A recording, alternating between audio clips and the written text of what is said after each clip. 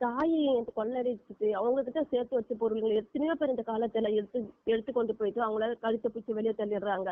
எத்தனை பேர் அடிச்சு துன்புறுத்திட்டு இருக்காங்க இந்த காலத்துல. தாயும் தகப்பனையும் அவங்களுக்காக வயிற்றுல சுமந்து எவ்வளவு 10 மாசம் சுமந்து பெத்து அவங்களுக்காக எவ்வளவு பாடுகள் அனுபவிச்சிருப்பாங்க பெத்த தாய்ங்க தகப்பன் இந்த காலத்துல. அந்த தாய்ங்க எவ்வளவு கஷ்டப்பட்டு இருப்பாங்க தன் பிள்ளைய பெற்றெடுக்கிற வரைக்கும். அதுக்கு என்ன சாப்பிட்டா இதுங்க செட் ஆகும், நம்ம குழந்தைக்கு ஏதாச்சும் ஆயிடுமோ, நம்ம இதை பண்ணா நம்ம குழந்தைக்கு ஏதாச்சும் ஆயிடுமோன்னு சொல்லிட்டு நம்ம கர்ப்பத்துல சுமக்கும் போது ஒரு தாய்க்கு தெரியும் அதோட வேதனைகள். அவ்வளவு கஷ்டப்படுவாங்க. அதை பெற்று எடுத்துட்டு கூட அதை வளர்க்கறதுக்கு அவங்கள பராமரிக்கிறதும் சரி, அவங்கள பாதுகாத்து வேலையெடுத்து பாதுகாக்கிறதும் சரி, அவங்கள கண்ணின் மணிப்புல பாதுகாத்து வழிநடத்துறதும் சரி, ஒரு தாய்க்கு இருக்கிற கேரிங் யாருக்கும் இருக்காது. ஏசப்பா அந்த இடத்துல பாருங்க, அவங்கள நம்ம அவமதிச்சுமானா அவங்களுக்கு ஒரு துரைத்து விடுறாங்க, அவங்களை அவமதிக்கிறாங்க. உண்டாக்குற மகன்கள் எவ்வளவு பேர் இலட்சியையும் அவமானத்தையும் உண்டாக்குற மகன்கள் எவ்வளவு பேர் இருக்காங்க இந்த நாட்டுல. ஏசப்பா அந்த வார்த்தை நம்ம ஏசப்பாட்ட இந்த வார்த்தையை நம்ம ஏசப்பா மரியம்மா எவ்வளவு நேசிக்கிறாங்கன்னு சொல்லிட்டு நம்ம ஏசப்பாட்ட இந்த வார்த்தையின் மூலமா நம்ம கத்துக்கணும். அதே மாதிரி நீதிமொழிகள் 20:20 తన తండ్రినైనను తల్లినైనను దూషించు వారి దీపము కారు చీకటిలో ఆరిపోవును. தன் தகப்பனையும் தன் தாயையும் தூஷிக்கிறனுடைய தீபம் காரில் அணைத்து போவோம். ஆமா, தன் தாயும் தகப்பனையும் தூஷிக்கிறோட தீபம் இருளடைஞ்சு போயிடும். அவங்க கண்ணீர் விட்டு அவங்க மன கஷ்டப்படுறதையோ அவங்க கண்ணீர் விடுறதையோ கடவுளால அதை தாங்கிக்க முடியாது. ஏன்னா கடவுள் அந்த தாய்ங்களுக்கு தகப்பனுங்களுக்கு ஏசப்பா எவ்வளவு இம்பார்ட்டன்ட், தாயும் தகப்பனும் எவ்வளவு இம்பார்ட்டன்ட் கடவுளுக்கு ஏசப்பாக்கே தெரியுது. அவங்களோட சாபத்தையோ அவங்க கண்ணீரையோ அவங்க மன கஷ்டத்தையோ அவங்களோட வலியை நம்ம பெற்ற பிள்ளைங்கள் வாங்க கூடாதுன்னு ஏசப்பா இந்த இடத்துல வாங்கினாங்களான்னா அவங்க வாழ்க்கை காரிருள போல ஆயிடுன்னு சொல்லிட்டு இந்த வேதத்துல நம்ம பாக்குறோம் ஏசப்பா. அதே போல நீதிமொழிகள் 23:22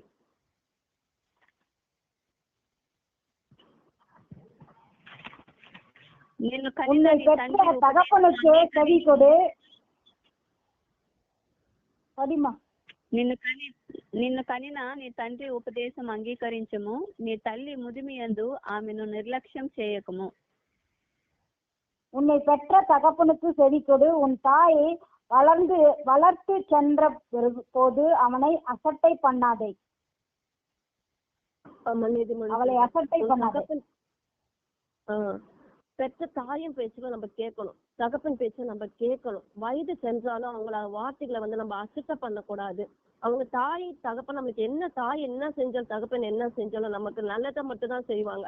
இந்த உலகத்துல நம்மளுக்கு யார் என்ன கெடுதல் பண்ணாலும், யாரை நம்ம அழிக்கணும்னு நினைச்சாலும், யார் நம்மளை தூசிக்கணும்னு நினைச்சாலும், யார் நம்ம கெட்டு போகணும்னு நினைச்சாலும், நம்மள நேசிக்க நம்மளுக்கு உண்மையா இருக்கிற ஒரு 2 பேர் இந்த உலகத்துல கடவுளுக்கு அப்புறம் நம்ம தாய் தகப்பன் மாத்திரம்தான்.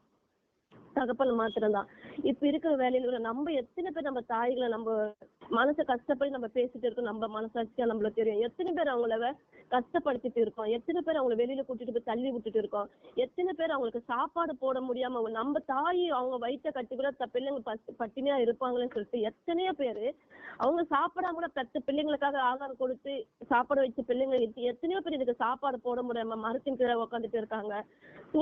துணி அவங்க போட்டுக்க பிள்ளைங்களுக்கு தான் துணிக்கு இல்லைன்னா கூட பிள்ளைங்களுக்கு துணி எடுத்து அழக பார்த்த எத்தனையோ தாய்மார்கள் இந்த காலத்துல பிள்ளைங்க அவங்களுக்கு துணி கூட எடுத்து கொடுக்காம எவ்வளவு பேர் அசட்டை பண்ணிட்டு இருக்காங்க இந்த காலத்துல. தெரியுமா, வேதனையா இருக்கு, பார்க்கவே வேதனையா இருக்கு பிள்ளைகளுக்கு. ஆனா ஏசப்பா தன் தாயை நல்லவர் கையில் ஒப்பு கொடுத்தாருன்னு சொல்லிட்டு ஒப்பு கொடுத்தாரு. தனக்கு பின் தன் சீசன் நம்ம அம்மாவை நம்ம நல்லா பார்த்துப்பான்னு சொல்லிட்டு அவருக்கு அப்ப தோன்றிருக்கு. அந்த சிலுவையில அறையப்பட்டு தொங்கின வேதனையில கூட நம்ம அப்பாவை நம்ம தாயை பார்த்துக்க இவருதான் சரியான ஒரு ஆளுன்னு சொல்லிட்டு அவர் டிசைட் பண்ணி தன் தாயை யோவான் கிட்ட ஒப்பு கொடுத்திருக்கிறாரு. அப்ப பாருங்க எவ்வளவு ஒரு அற்புதமான இது. நம்மளுக்கு நமக்கு நம்ம டிஸ்டர்பன்ஸா இருக்கிறது எங்கோ கொண்டு போய் விட்டுறோம். நம்ம இவங்க பாரமா இருக்காங்கன்னு சொல்லிட்டு எங்க தள்ளி விட்டுறோம். அவங்கள போட்டு நம்ம திட்டுறோம், பிடிக்கிறோம்.